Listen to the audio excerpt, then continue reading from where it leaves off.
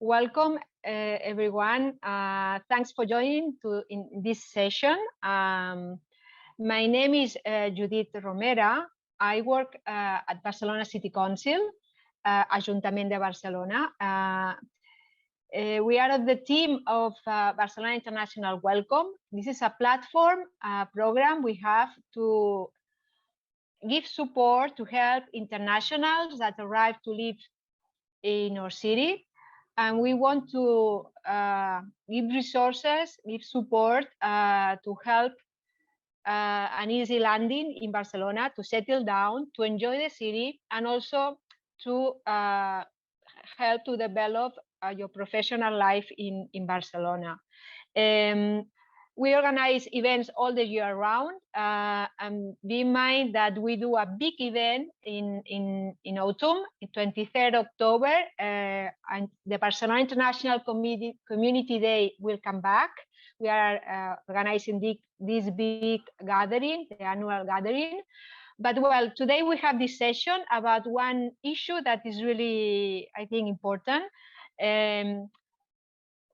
When you are trying to buy an apartment, a house in Barcelona, I guess you have a lot of questions. It's a stressful thing, even for locals, but even more if you come from another country. And I guess the experience is different. You need to know the local tips to do it well. And to help in this process, we have an expert today. We have Raf Jacobs. He's from Belgium. He has been living here in Barcelona for a while. In fact, he has a local family already. And he's an expert on real estate, professor at University of Barcelona on this issue in a master degree. He's both member of the Spanish Buyer Agent Association, and he is the founder and CEO of Inspire Property Experts, a company that gives support to people that want to buy an apartment here in Barcelona. So I don't want to extend more because Ralph has many things to explain to us, and all the must-know tips and advice you need to know. So thanks, Ralph, to be here today, and the floor is yours.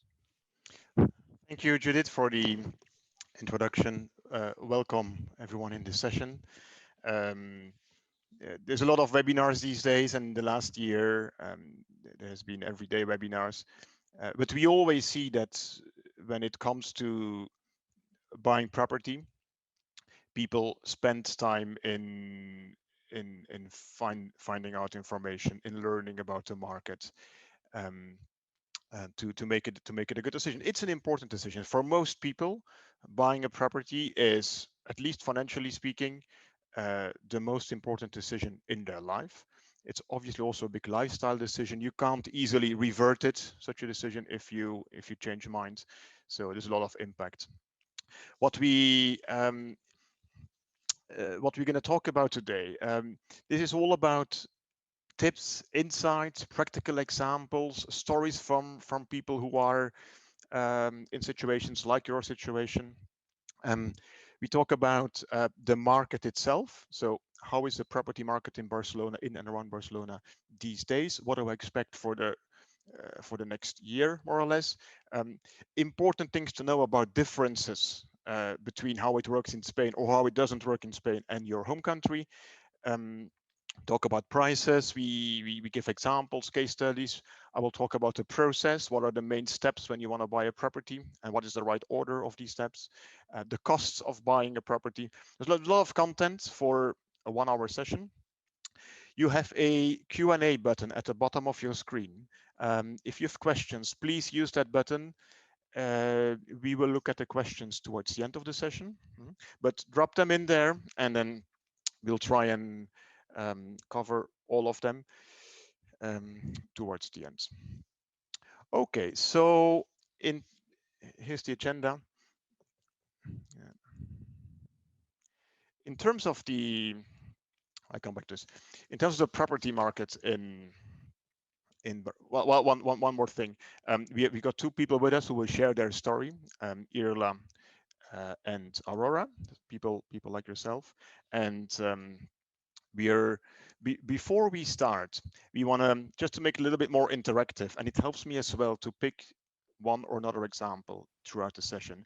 We're going to launch two quick polls, questions on your screen, which you can answer by a simple click. And I'm going to launch the first one now. I think yeah. So the question is the following: if you buy a property in Spain, so you typically go on internet, on the big listing sites, you get in touch with an agency who sells the property. When you talk to that agency, when you buy the property, who is the client of that agency? Are you the client as the buyer, option one? Or you say, no, the client of the agency is the seller, the owner?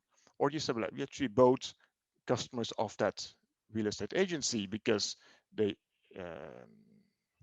they connect buyer and seller and they help both of us. So you can click on your screen now.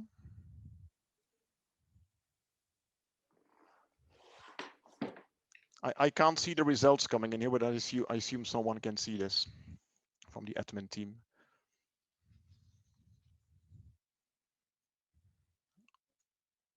All right, yep, I see the votes coming in. So keep going if you haven't. So 80% has responded. I'll give another few seconds. All right.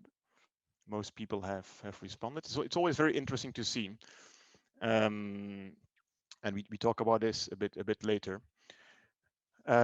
So we can share the results with the audience, I think. It's fine to do so.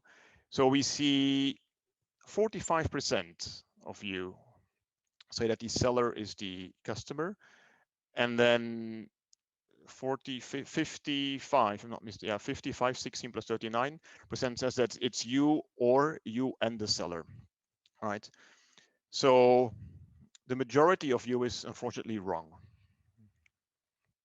And that is exactly why a lot of problems start early on in the process with buyers.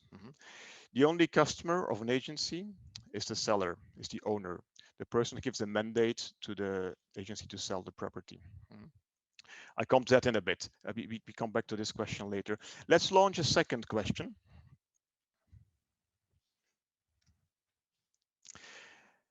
And this is for, so if you've been looking at properties already in Spain, online, maybe you visited properties, you've talked to agencies, you've maybe talked to banks, etc.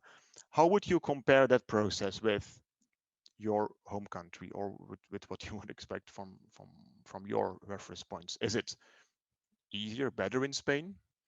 Is it pretty much the same? Or do you think it's more complex, more challenging to go through that search, evaluation, and buying process in Spain?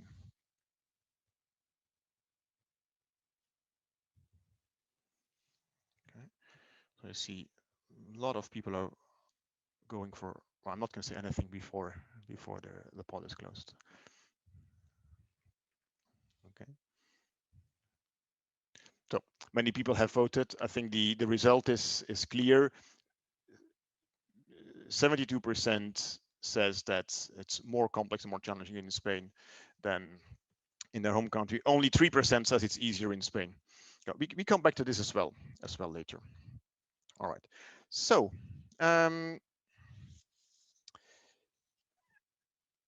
what do people worry about? And this is we do at Inspire quite some research about the market as well. And that is what people tell us. This is international buyers, people like yourself.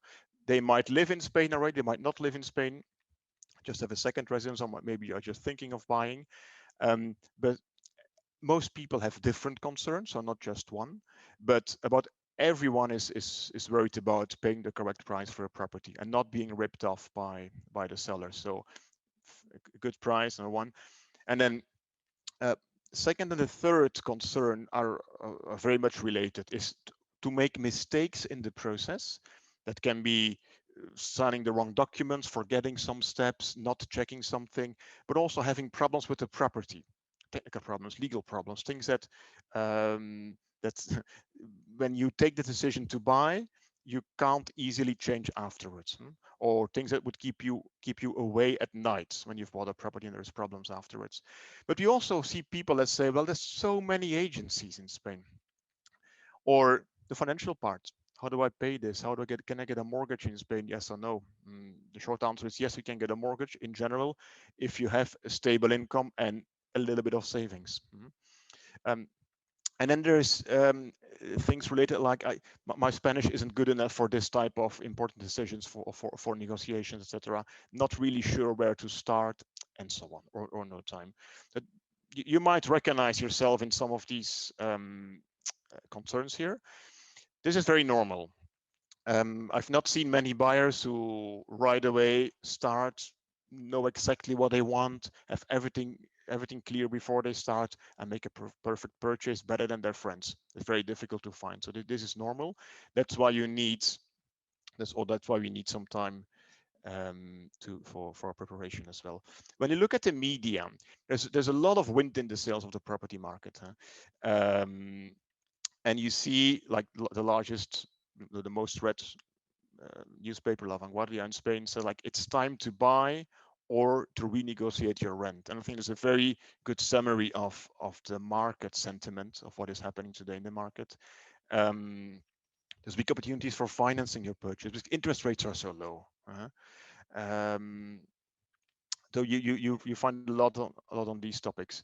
If you want to know more after this session, there's plenty of content on my blog on different topics. These are topics that most people ask me questions about. What's happening with the market, other stories, mortgages in Spain, buying or renting, what is better, etc. Okay, so good. Before we go to a story, which is what we do in a second, I'm gonna stop sharing my screen. You should see me now. What is happening in the market? There is momentum for buyers. The market is very sweet at the moment, and that's because of COVID. Uh, a bit more than a year ago, economic activity stopped. Real estate transactions went from 100 to 0% suddenly because you just couldn't visit properties, you couldn't buy properties, and demand reduced significantly, while at the same time some people wanted or needed to sell their property. So a lower demand and an increase in supply creates a buyer market, a market where the buyer is in control, where you can find better properties at better prices. And when we talk about Barcelona, we've seen prices in the last over the last year approximately, often with discounts. Well, the range between no discount and 10% exists in cities like Barcelona. You don't see these price discounts online. You often don't see them on the listing platforms. You start to see them a little bit more now than 6 months ago. Because the listing platforms, they show asking prices. It's not deal prices. What you see on Idealista, the largest property site in Spain, is an asking price. You've got to see if the property is good and you want to go for it. Then there is work to be done in a negotiation to make sure that you get it at a good price or wait for a better property. This opportunity, or these opportunities for buyers are not going to last forever. They are temporary. And as COVID came in March last year, we see now that travel restrictions are being lifted. People can travel again. Vaccinations are proving to be more effective. That means that a lot of people will start traveling again to Spain, and a lot of those international people will start looking or are looking at properties already and will buy properties during the next months when things become easier again. Don't forget that a lot of people like yourself who don't live here yet have had dreams for a long time to buy a property here and have simply not been able to travel, not been able to come and materialize their dream. Their dream is not gone. They've just been waiting to travel. They've got a strong desire to finally make their dream come true. At the same time, they've saved some more money during the last year, during COVID. And I think those people, when they come back to the market, they will be less rational. They will be saying like, if the asking price is 340, we've been dreaming of that property. This is what we want. Do we take the risk and negotiate and try to negotiate and get it for 320 or 310? Or do we maybe, and I say, darling, what do you think? And a lot of people, and we see that starting now, will say, let's pay 340. We want the property. We don't want to miss it. So got to be careful from that part. At the same time, the interest rates are historically low. You can finance your purchase here. Interest rates between 1 and 2.6%. That's a wide range, I know, but it depends on your situation. But it's very attractive. Huh? If you buy a place to live, but also when you buy a place as a second residence or as an investment, buy to let, with a few months rental income, you pay your interest rates for a full year back to the bank. So that's why I say the market has slowed down significantly. Um, is now warming up again. When you read in the Spanish newspapers about the property market, you might read something different, and you might read that there's two different things. There's the opinion of agencies who say like, it's going fantastic, it's never been that good. They want to sell. They want buyers to believe that it's good and that they need to pay more for property. Then there's data, and in the data you can see like an average decrease in prices. And I also think in average, the price in Spain will still drop this year, and maybe in the beginning of next year, the first quarter, maybe second quarter. But that is average prices, and that means average properties. That means all of Spain. And I don't like average numbers because, in my experience, a lot of our customers are international customers. You don't want the average property. You like sun. You like a higher, if it's an apartment, you like direct sunlight. You like a balcony, maybe a terrace. People like elevators. People like a nice building. You want the good location, not a too noisy street. Mhm. A community where you buy in, which is okay. That is not the average property. Mhm. The average property is a 65, 70 square meter property with on a second floor or first floor maybe, with no views, with not too much light, etc. So the demand for your type of property is more impacted than the average demand for Spain for properties by the international buyers, and therefore sometimes prices might not drop that much in your segment than overall. One final point regarding the market: we have seen a lot of people over the last year and still now and this year who live here already. International people change from renting to buying a property, renting to owning a property, because the interest rates are so low. And if you have starting from around 40,000 euro savings, you can buy a 200,000 euro property, which is a nice apartment in the center of Barcelona. So that exists. But the downside of what's happening in the market today is that some people need to sell. Agencies are under stress, financial stress, because overall the transaction volume has decreased in terms of property transactions over the last year. And we see a lot of bad properties presented as bargains. A low price, a nice description, 3 good pictures, but not all the pictures, and they look very attractive. But they're often not a bargain, often problematic properties where you should walk away from. So that is the market. In summary, around the market, very good for buyers, strong potential to negotiate for properties if you're not too demanding in terms of wow features of your apartment or house. Interest rates fantastically low, never been that low, but got to be more careful than ever. That's what La Vanguardia wrote as well. In the current circumstances when you buy, because not everything is good, and more about that later. Before I talk a bit about what is different in Spain and how does the process work, we can have a short story, a few minutes, from Irla. Irla is in the middle of a search process. He started several months ago. You can open up your microphone, Irla. And I think his story is very recognizable for many of you. And I think there's some insights, things he has seen, he has learned that might help you to search better, to buy better, to avoid mistakes potentially. So, Ila. Thanks, Raf. And good afternoon, everybody. I hope you can see me okay. And hello from sunny London, which is not something we can say very often. My story is I fell in love with Barcelona the very first time I went there in 1999. And ever since then, I wanted to buy a place there, both maybe to spend as much time as I could there and ultimately to retire. And the opportunity of the current market has, and both in terms of interest rates and where I am in my own career and the price drops in the current market has made that possible for me now. It's been a complex decision because, you know, I have a career, I work in international AI policy and regulation, so it's a fairly rarefied kind of job, and there won't be many jobs like that in Barcelona.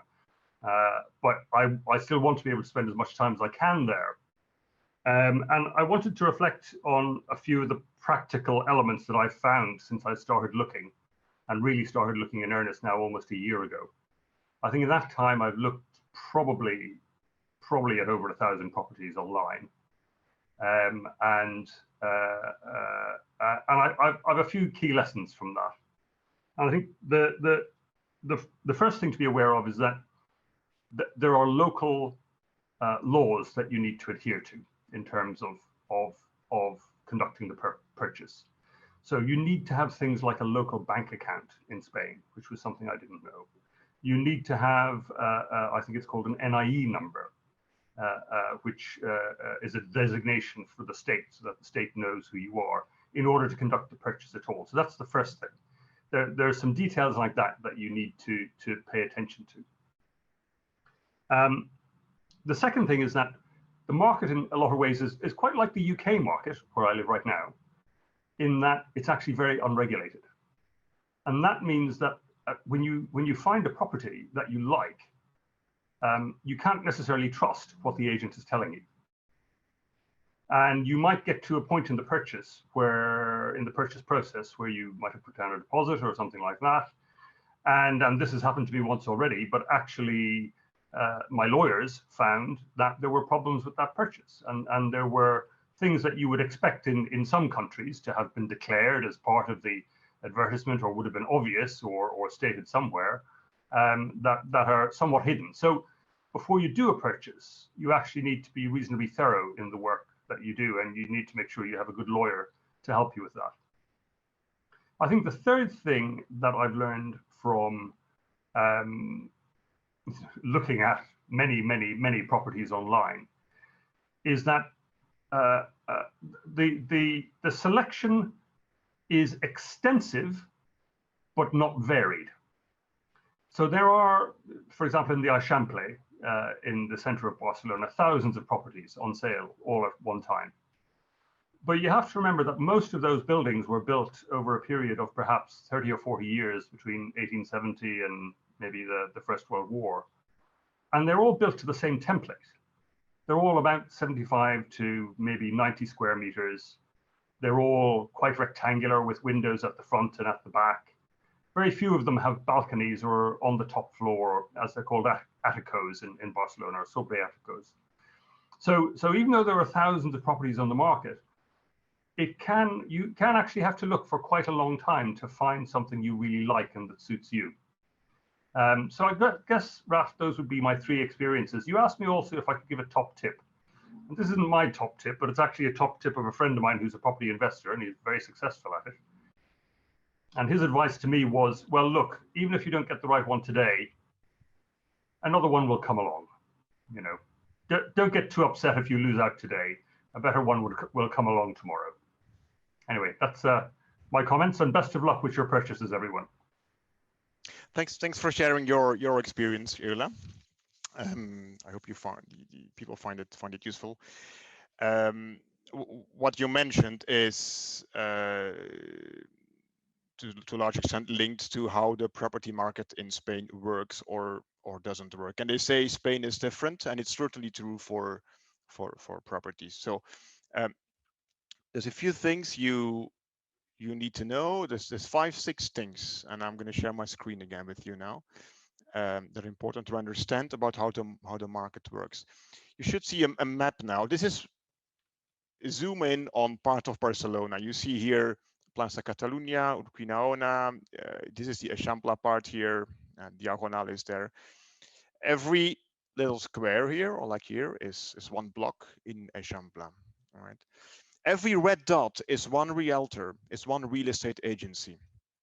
And this is quite impressive when you see this. And why is that? Because this, you don't see that in other parts, in many other cities outside Spain. This is not common, so many realtors. Why is that? It's because the market is not regulated. Anyone can sell properties. There's no entry barriers for agencies, meaning you don't need training, you don't need license, you don't need to enhance your knowledge every few years. Yes, you need to register in Barcelona, in Catalonia, that's correct, but it's one person. It's typically the owner of the agency who registers, but the people who work there, they don't need any training. The people who show you the property, the people who advise you, who help you, don't give you training. Remember from the poll in the beginning, the first question is that who is the customer of an agency? It's the seller, it's not the owner. The agency works for the seller, is paid by the seller when you as a buyer put a signature on reservation or an earnest money contract for a certain property. Because it's not regulated, there's also no liability for agencies, and Irla talked about this. So they don't have to tell you if there is a problem with the property, if there is an inheritance behind it that has not been sorted out yet, that they still need to pay inheritance tax, or if there is a divorce, if there is debt on the property, if there are defects, technical problems, if there are disputes between different neighbors, if the building is affected by certain urban plans, which is not uncommon in Barcelona, which is a lot more common in some villages, rather in the south of Spain. But these things, if you don't ask, it's probably that you don't, it's likely that you don't get that information from agencies. Even if you ask the questions, they might not tell you the answer. They might just give you a different answer. And this happens way too often, unfortunately, where the agencies say, and often they say it on email, we've seen that, they say, everything is okay, all the costs have been paid by the owner so far. So condominium costs, electricity bills, insurances, city tax, everything has been paid. So you buy free of debt. We investigate, our lawyers look at the case, the due diligence as we call it, and we figure out that there is debt, that things have not been paid, etc. Or they say the building is in good conditions, it passed the technical building inspection, which is called ITE in here, which is a mandatory inspection for older buildings. They say it passed the inspection, don't worry. And when our architect looks at the inspection reports and visits the property and gives also his or her opinion, we have often a different opinion, or the report is simply not there, or the building didn't approve the technical inspection, and then you have a problem. Because if it didn't approve a technical inspection, it means you need to do maintenance works by law on the building within a given time frame. It means you need to have cash for that, you and the other neighbors in the building, if you talk about apartments. That's why I say liability is unfortunately a joke here. In many countries, the notary takes out the risks of a transaction. The notary is often, in many countries, running the due diligence, is giving you the guarantees, is involved when you sign a purchase commitment contract, an arras contract, or an earnest money agreement. It's not the case in Spain. The notary, you only see the last 1.5 hours of your entire journey, just before you get the keys in your hand and you pay the owner. So it's too late at that point in time. Same time, there is no transparency, and Ila talked a little bit about this. So when you look at listing websites, you don't find a lot of information there, and often it's incorrect. Square meters or a lot of property information, it's not there. At the same time, good properties sell quickly, so you need to take quick decisions if you like a certain property, and that's a conflict. That is difficult. You're in a disadvantage. It's an asymmetric situation for the buyer. you have less information than what you need and what the seller has.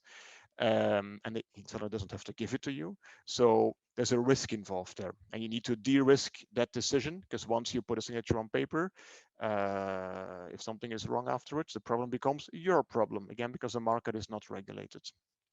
All these things can be perfectly avoided, but you've got to spot them as a buyer. Okay, we talked about the properties rented as bargains, bad properties rented as bargains. So it's to understand that, to tangibilize it. What does that mean about a bad property?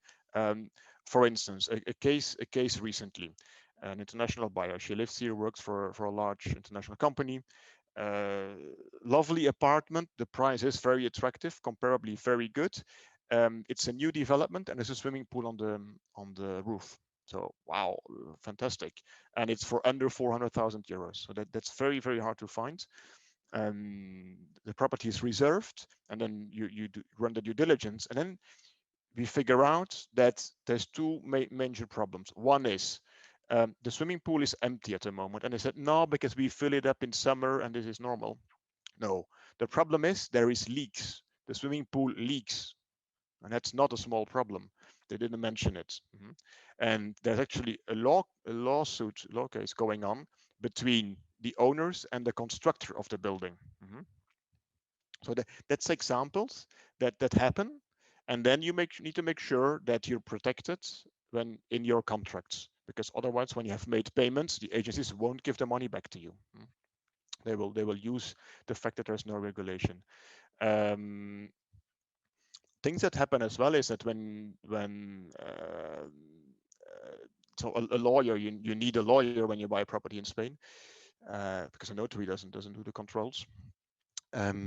Very often the agency, the seller, will tell the international buyer that you know you need a lawyer, you need an NIE number. Yeah, I know.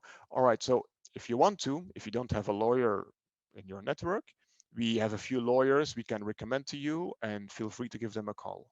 And then a lot of buyers, surprisingly, from my point of view at least, take one of the lawyers recommended by the agency. So that is the same as going to court and taking the lawyer recommended by your counterparty. It's the same.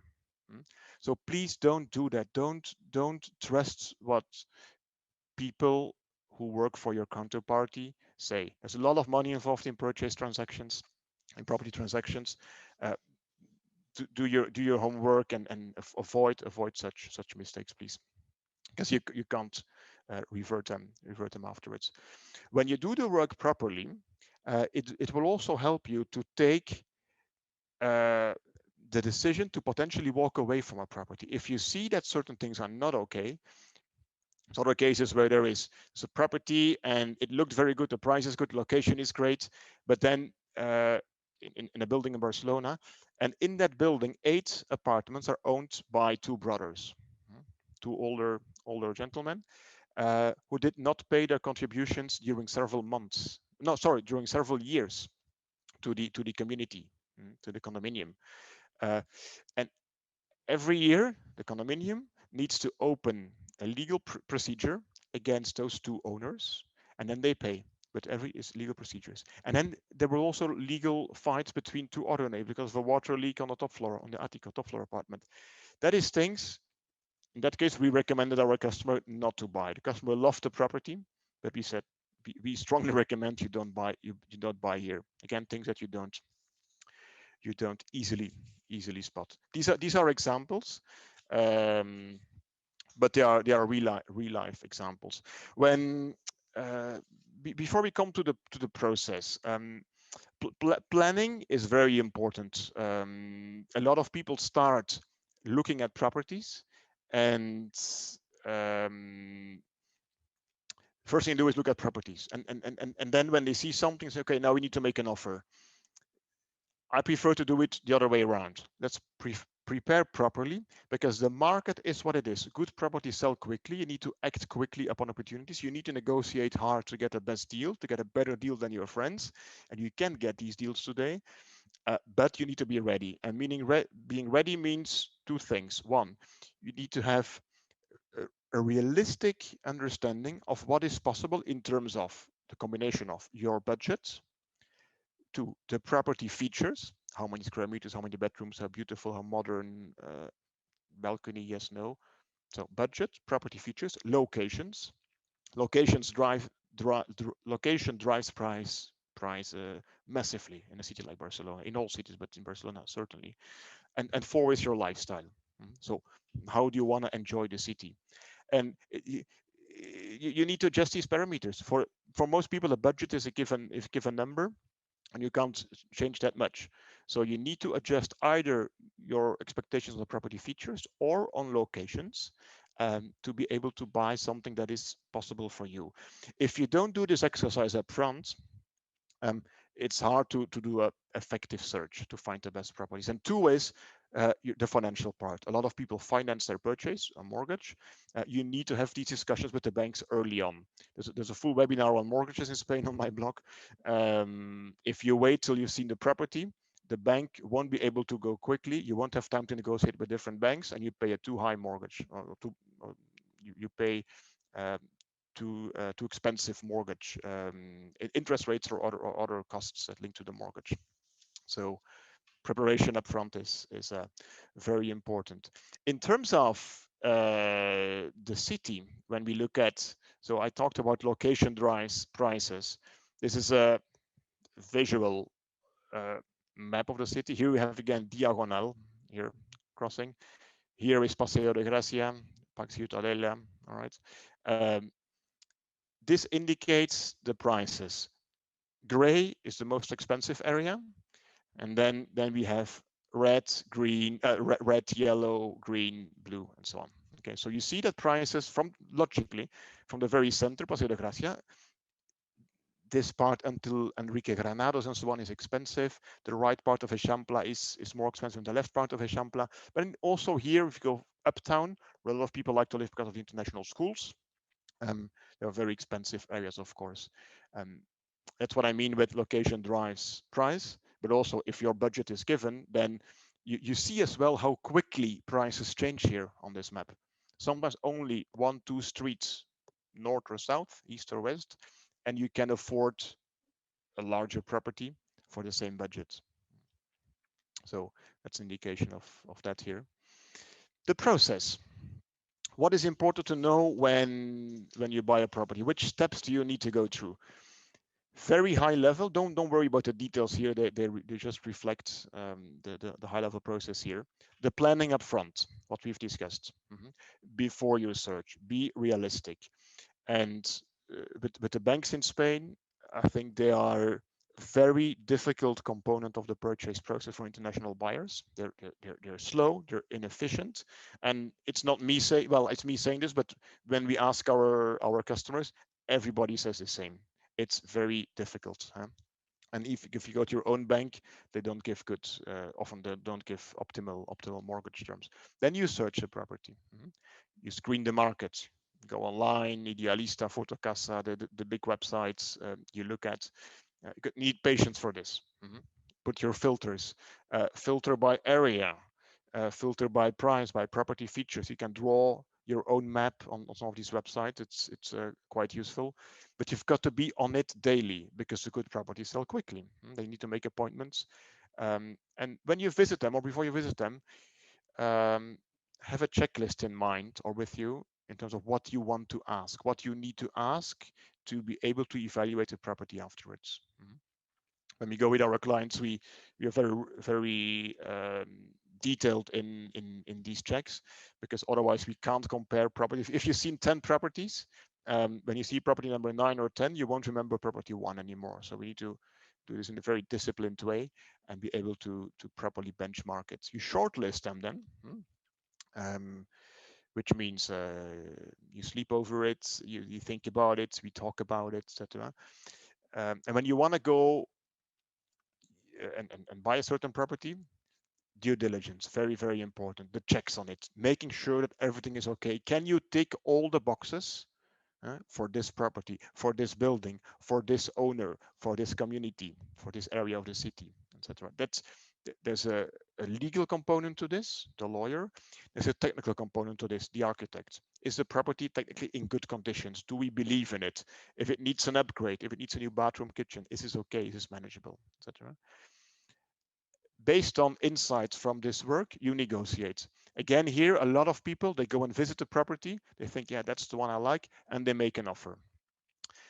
This is only recommendable if you are a pure investor and the property is not for you, it's a pure investment product, and you buy it very cheap, then you need to do that, otherwise you lose the property. If it's a property for yourself, I don't recommend that you go that quickly, because surprises might pop up, as we've discussed. You reserve it, a proper document. We normally never take the standard reservation document that the seller recommends, because if for whatever reason you don't buy, you lose your deposit, which is typically up to 1% of the purchase price that you pay. Got to protect yourself there. And at this stage, you might not have all information yet about the property. You might not have a complete due diligence here. So you need to have exit options. You sign an earnest money agreement, arras contract in Spanish, when you pay 10%. Then you can't step out anymore. Right? You need to be very sure that all the boxes are ticked. Huh? If you buy the property and you think everything is okay, and then you figure out once you've bought it that your neighbor upstairs is an Airbnb apartment and they rent it to tourists who wake up every morning at 5 to go to the airport, and every night to come home at 4 in the morning, you have a problem. Keep that in mind. You can't step out of your contract anymore then. And then you go to a notary. In between these last two steps, you sort out the financing, your mortgage with the banks. Again, there's a full webinar on the process available, and we can take questions afterwards on this topic as well. Yeah, I think that's it here. How long does this process take? Because a lot of people ask me this. If you don't take a mortgage, the process can be very quick. You can see a property, negotiate it, run the due diligence in 1-2 weeks, and be at the notary and buy it. It's perfectly possible. If you need a mortgage, the bank will at least need 5-6 weeks, although they say it's only 2 weeks.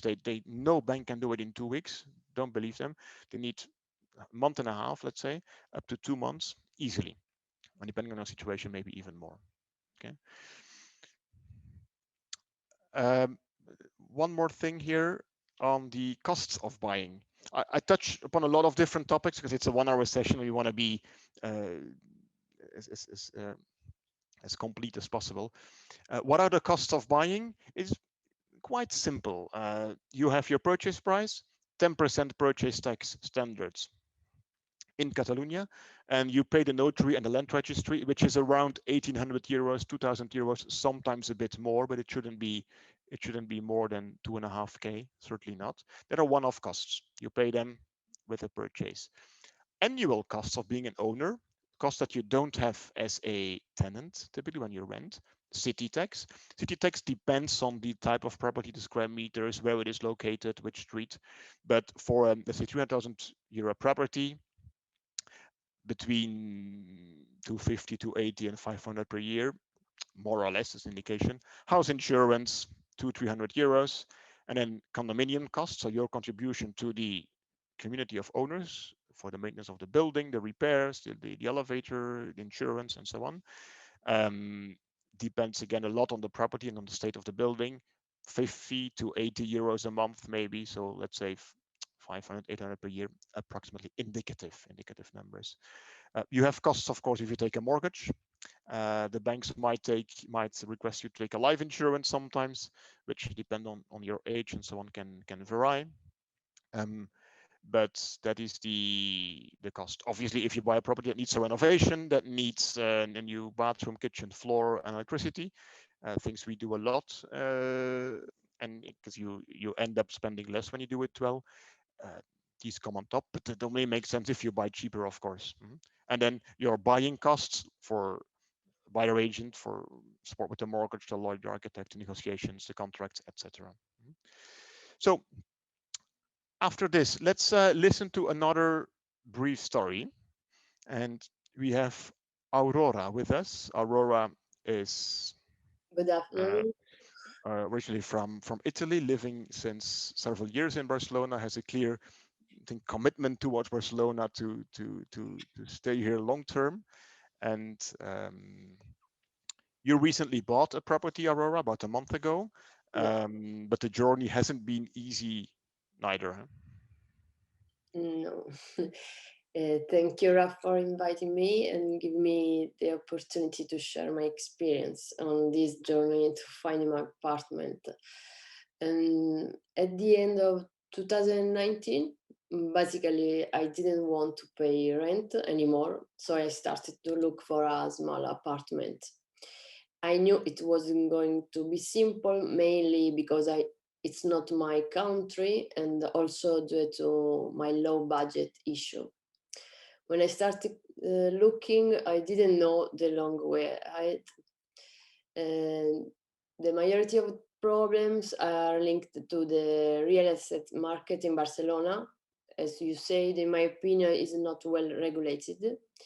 Anyone seems to make an open an agency and the most don't know anything about it. The consequence for the buyer is wasting a lot of time and money without making a good purchase. And also most of the time the advertising is poorly in information and the photos don't reflect the reality. And personally, I found two quite difficult situations, and that at the end made me decide to hire a service with inspired property experts, so that they could accompany and advise in the right way throughout the process. The first time I made a proposal and almost I signed the arras for a flat, but the agency had hidden the information that the building was affected with two urbanistic affection, one of the two rather important. So I decided to go out from buying. So you can understand this generated more and more insecurity to buy. A second time, I found a super beautiful loft in the neighborhood of 22 Aurora, where at the end there was incongruency between the cadastral information and the files of the urban department. So unfortunately, even this time, it was not possible for me to buy. So you can imagine the stress that can be produced in all this situation. The time you spend through the internet search, making an appointment, disillusion, energy. At the end, in December 2020, I was almost to abandon the idea of buying my apartment. I feel very stressed and telling me that perhaps with my budget and it's impossible to buy in Barcelona, maybe it's not my time, I'm obsessing with this, blah, blah, blah. But in January of this year, I decided to try my last option, getting me counseled by a real professional. In this case, Raf, with all this team, has been the best of the professional I could find on the road. So thanks to them, I was able to get better from my stress and feel accompanied by people who looked out for me and not just for economic interest, really. So thanks to them, this year in May, I was able to sign up to my own apartment with a terrace that I thought was going to a mirage, really. So this is my experience. Maybe for all the people that going to buy an apartment or getting close with this topic, for me, a good tip is you want to buy, but with a limited budget is possible, okay, but rely on a professional to accompany you on the way. You can gain health and time. And this is my opinion. Thanks, Aurora, for sharing your story as well. Might be recognizable for many people, I think, the challenge. So both you and Irla mentioned something similar, which is like, don't give up, right? The market is big. There's a lot of things, and we can get you there. Okay, we're going to open up for questions. I'm going to read through the different questions on the screen now. I know the webinar is scheduled till 6 p.m. If there's more questions, I'm okay to keep going, right? So please don't be shy. Share your questions. This is your webinar.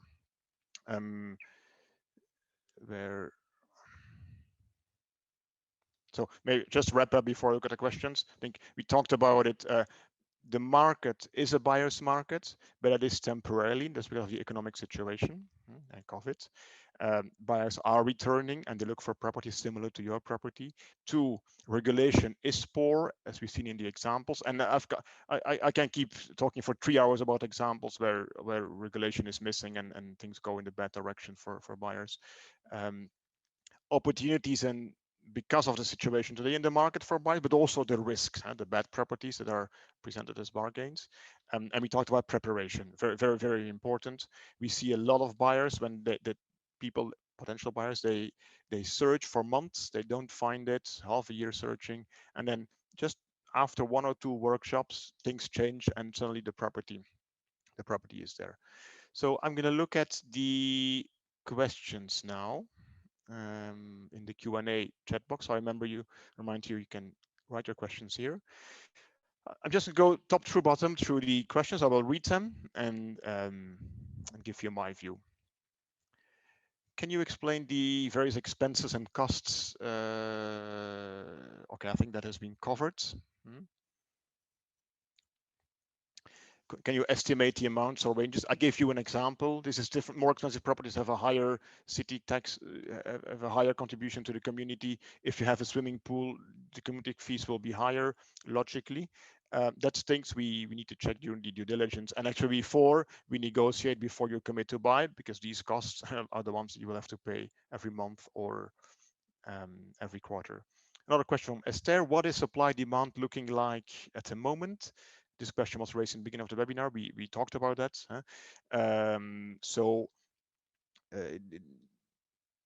Demand overall down, supply overall up. Some people want to sell, need to sell, because some people couldn't sell and nobody could buy during COVID. There's what we call stock. There's properties on the market. Stock, it's not sold properties, ready for selling but not sold yet, to accumulate. That stock needs to be absorbed now by the buyers, but specifically international buyers, we see an increase. I expect a lot of people to come back to the market in the next months. You should buy before everyone from the UK, France, Germany, the US, and so on come back. These are very large buying groups in Spain. Another question: is it possible to get a mortgage with a temporary contract of 2 years? Very difficult. It's not impossible, but the banks don't like the risk. So it's better to try and get a fixed contract. Sometimes if you can get a letter from your employer that says that you will get a fixed contract, sometimes that helps, but most of the banks will reject your case and will not finance the purchase. Depends, of course, on how much savings you have for the down payment, what deposit you have. Can you please say a little bit about tax if you buy property as a non-EU citizen and only to rent it, not even live in Spain? So you can perfectly buy a property as a non-EU citizen, of course. That is, the process is the same. The taxes the purchase costs are the same as the one we we mentioned.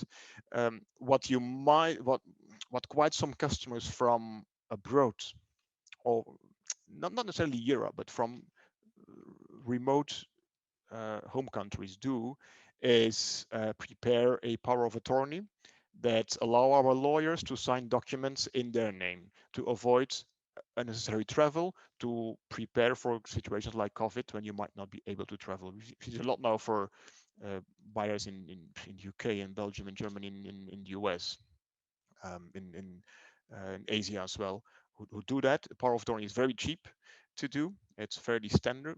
It can be fairly standard, and it gives you a lot of options.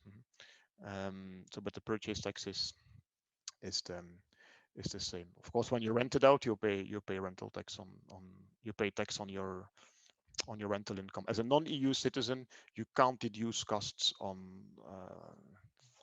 the rental income. If you're from in the EU, you can deduce costs and have a lower taxable income.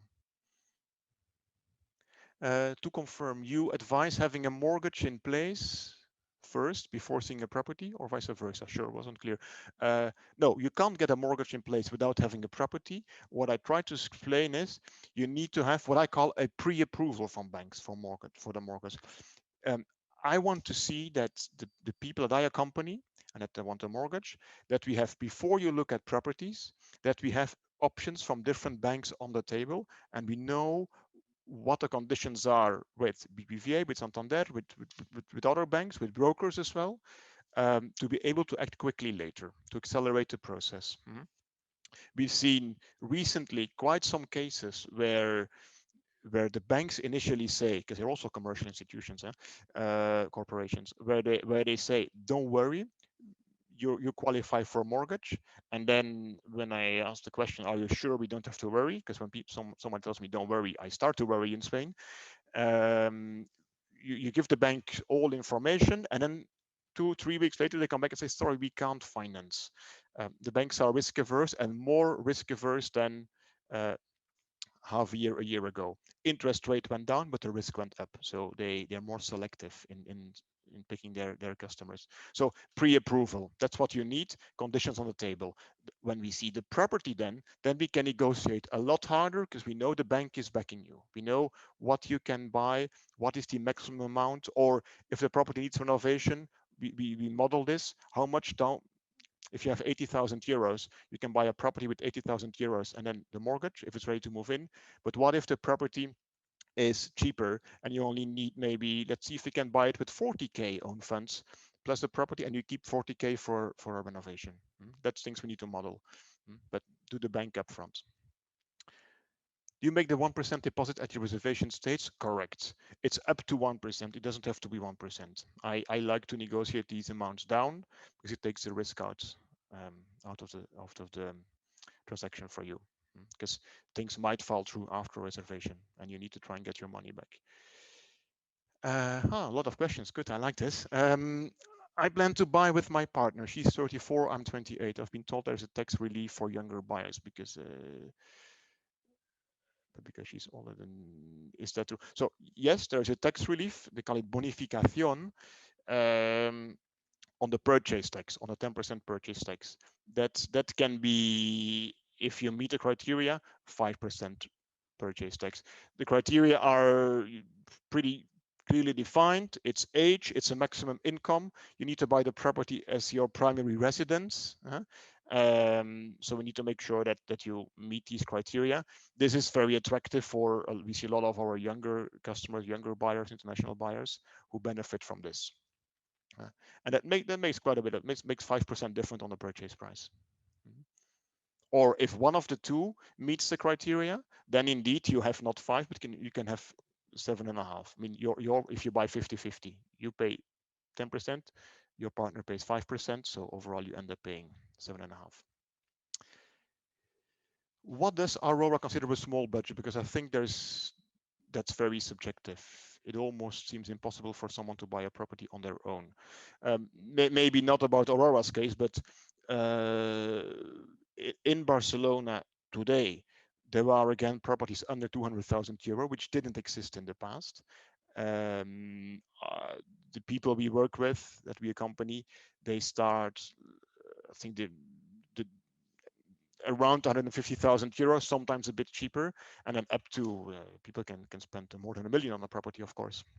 But we have a lot of our customers in the range between, let's say, 180,000 and 800,000.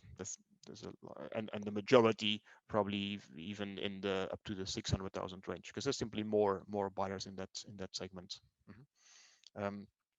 When you have 40-50,000 euro savings and you have a stable income, fixed work contract, the banks are typically willing to finance you, and you can buy a property of 200,000 euro, 180,000, or depending if your income is a bit higher, even up to 300,000 euro with 50,000 euro of down payment. So there's a big lever in financing it, and again, the cost of financing it is lower than ever before. What are the options for buying a new apartment in a new building? Is it common? What is the best option for searching for a new apartment to buy? What does this question mean? Buying a new apartment in a new building. So if your question is a fully renovated building and therefore fully renovated apartments within that building, you can perfectly buy it. The buying process might be slightly different because you buy for a company. There's other legislation applying to new developments. There's actually two types: properties that are ready to sell, so they're stock, they're ready, you can buy them, you can access them, and properties that are still under construction, off plan, as we say.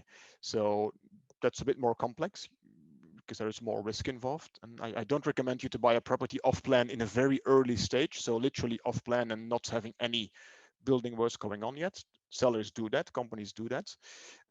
That's tricky in the current economic circumstances. But if you buy in an end stage, so property is nearly ready or is ready, that should be not a problem, assuming it's a good constructor and we can do the proper checks on the property, etc. So it's common. There is not too many new developments in Barcelona, but there are very good ones, and we've checked out a lot of them, and the quality is, well, it's diverse. Some of them are very good, and some of them are really below average and very expensive, but they're just at a great location. They play with that, and they cheat on the buyer that way. Do you need to pay the real estate agency? Typically not, but some agencies do charge a fee to the buyers. Agencies like Tecnocasa, that's the most famous one. They typically charge buyer and seller. It's not necessarily a bad thing if the price is good. What I look at this with our team is we run an appraisal on the property. What do we think is the great value for this apartment or house?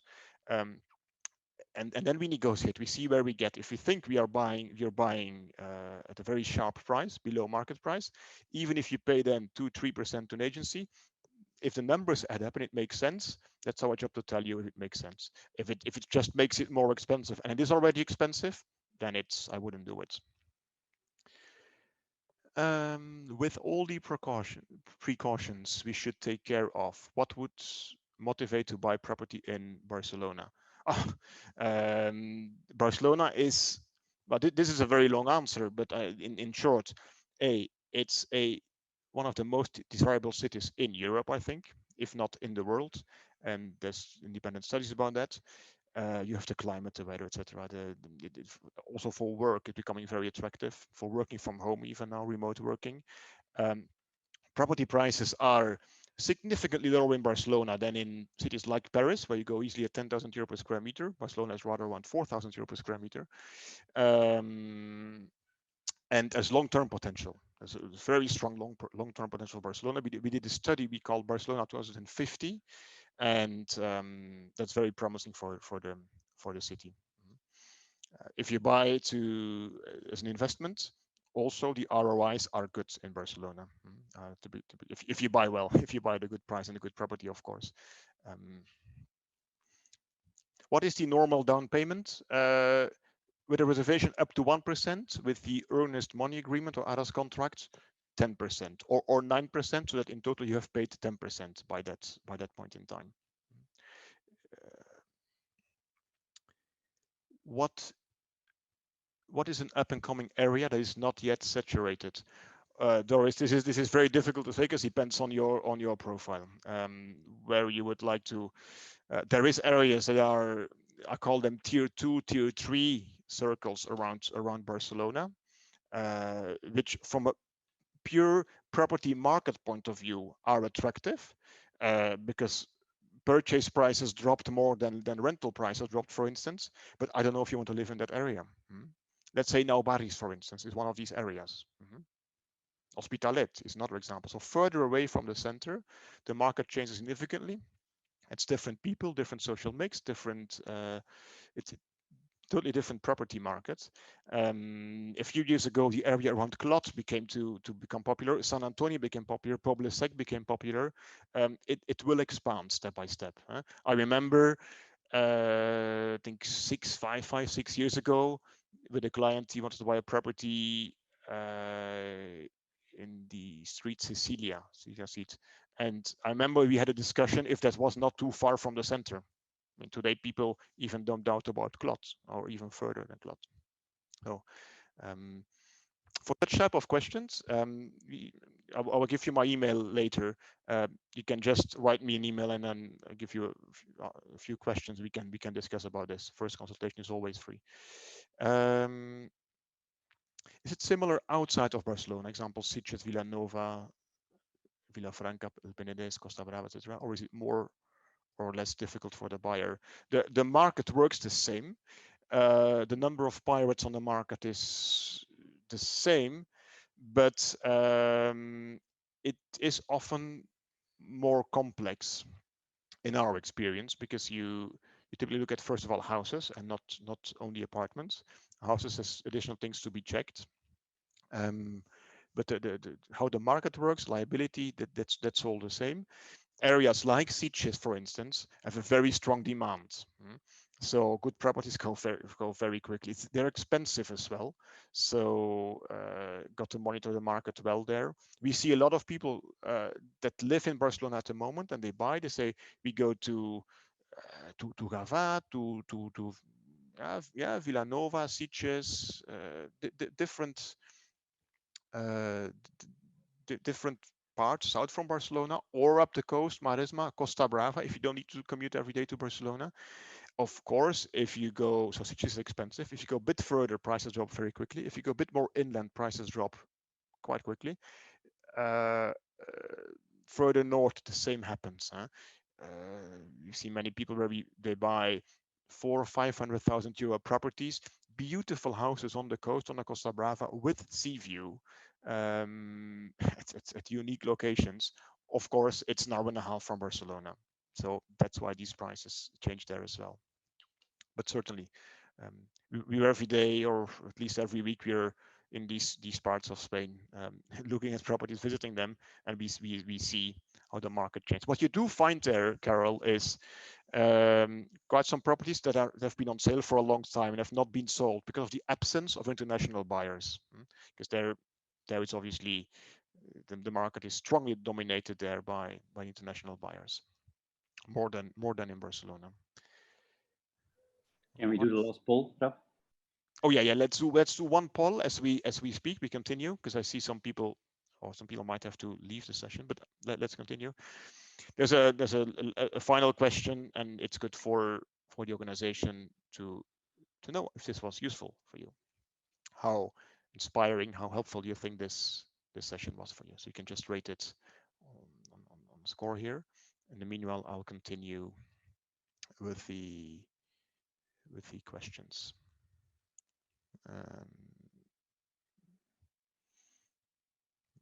Where are the questions now?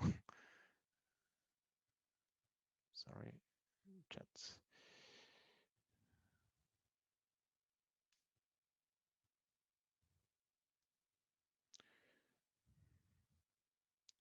Q&A, there we go. Sorry, I lost my...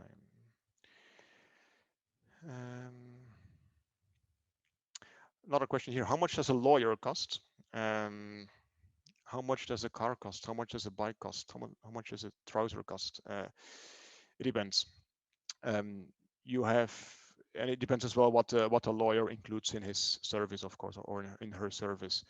I always say, and this is unfortunately true, it's very easy to buy a bad property with a perfect contract. The lawyer looks at the contract, meaning, are the clauses okay? Are you kind of protected? But certainly as well, is the lawyer protected? If something doesn't go as expected, what happens? So the lawyer doesn't go and see the property. The lawyer doesn't look at the technical part of the property, doesn't talk to the architects. The lawyer doesn't negotiate, doesn't care how much you pay for the property. They only look at the legal part. Is it document okay? The lawyer is probably not going to check if there are tourist apartments in the building. He's not going to speak to the neighbors as we do when we go and buy property for help our clients buy property. So depending on the definition of what is included, it's one fee or another, but you need to make sure that you know that it will protect you from A to Z. In our opinion, a lawyer is not enough, because I said we can buy the wrong property. The lawyer doesn't know how the street is at midnight in Barcelona, right? So how is the property market in certain areas long term? Is it good value for money? So that's why we see a broader service which we call buyer safety pack. It's not only about the legal part. This you can't do without the legal part, but there is more involved: the negotiation, due diligence, technical parts, good contracts, of course, etc. Sleeping well at night, it's very important as well. Okay, more questions.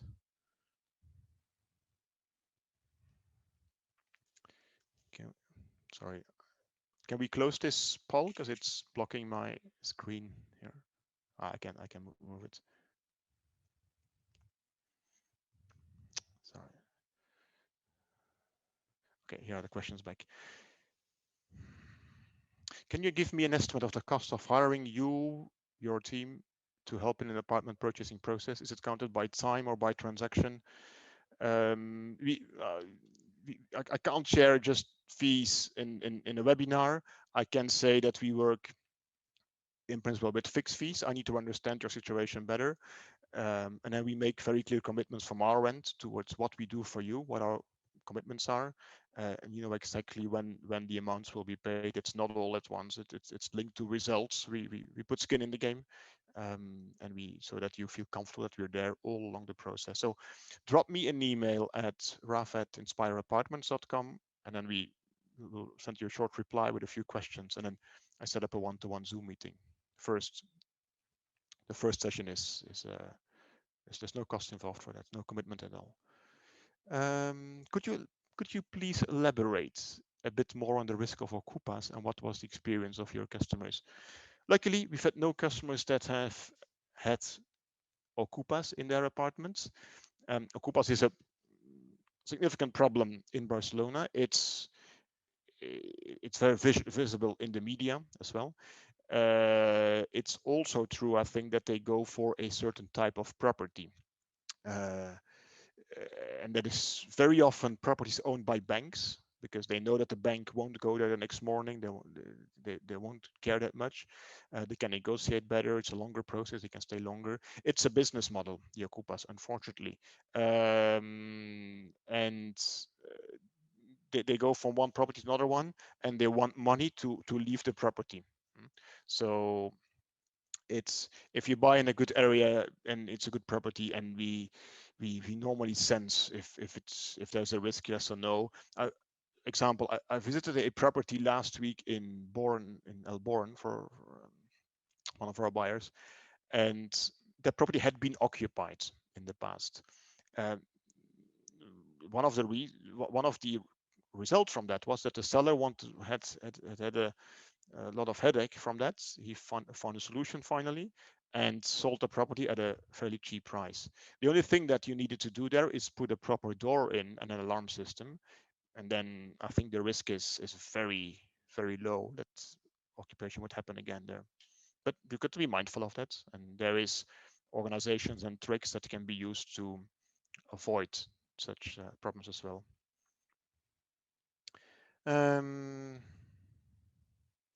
In order to claim your residence as an exemption under the wealth tax, you need to be officially registered at the address.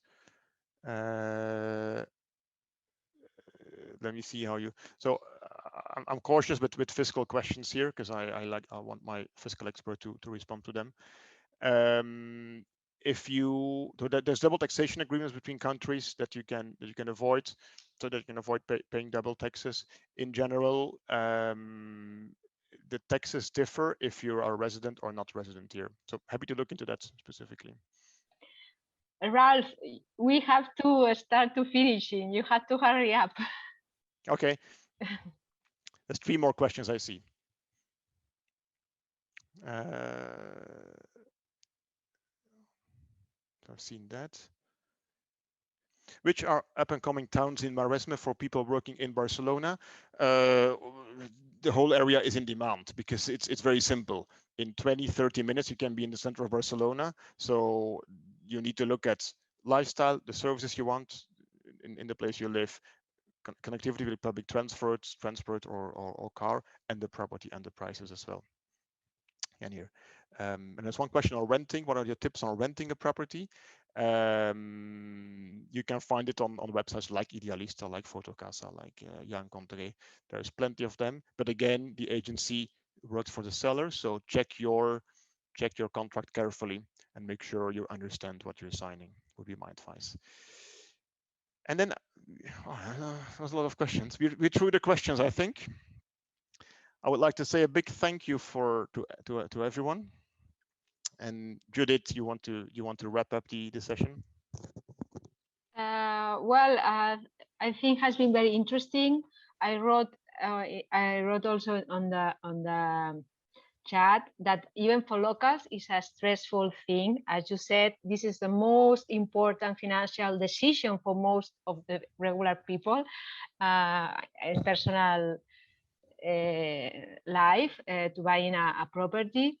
And always you have a lot of doubts and you want to not to commit any mistake. I think has been very enlightening, very useful tips and good advice. We have recorded the session. We are gonna upload in Barcelona International Community Platform, and we are gonna upload on our channel of YouTube. We're gonna share the presentation that has more information, and we are gonna send to all the registered people. So also is the contact details of Raf and their team, and hopefully you can help with specific advice if it's needed. Thank you so much for your attendance and for your participation as an expert on the real estate market in Barcelona. You're welcome. And hope we can welcome you in the future for another session on this topic. Thank you so much. And a pleasure. And to everyone with purchasing plans, I would say make the best out of it and be an informed buyer. Take care when you make this important decision in your life and in Barcelona. Success.